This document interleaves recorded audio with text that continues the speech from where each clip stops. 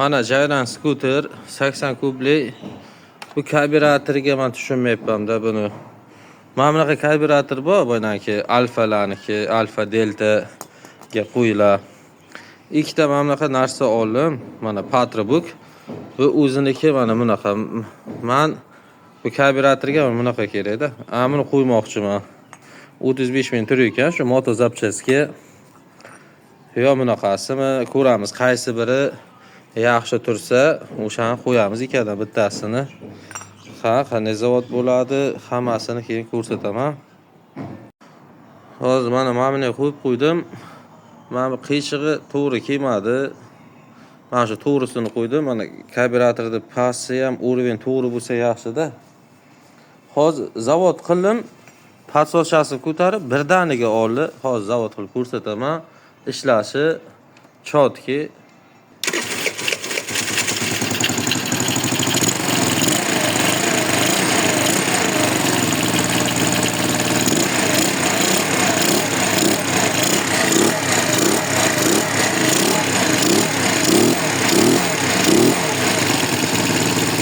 Karbürator nastroyga ham qilmadim. Shunday qo'ydim, patsochasini ko'tardim. Hozir qani mana bu filtr boxni qo'yib ko'raman. Agar tushsa, tushdi, bo'lmasa ko'ta bitta filtrcha.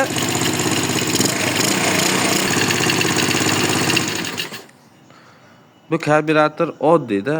Buni hech anaqasi yo'q. Mexanический patsos ko'tardi, zavod qildi, tushirib qo'ydi, tamom.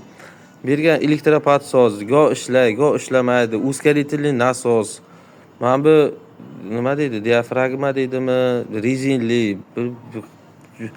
Juda mana bunaqa bir anavi kerak menga. Patsos mana bog'laridan havo oladimi bu? Tushunmadim, yo'qmadi menga bu karbürator to'g'risi. Mana ertalab tong sahar 7, mana yaxli yotibdi. Zavod ham qilganim yo'q hali. Boylan karbürator bilan ham patsos ko'tarib zavod qilaylikchi. Kutiga filtr ham yo'q. Qanday ol ekan? Yaxday holiga.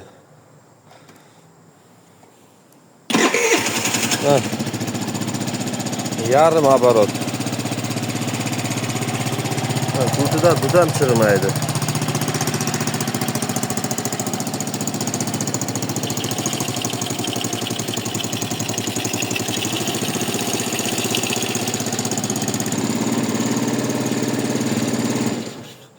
Gap yo'q, qo'yil qoldim bu karbüratorga.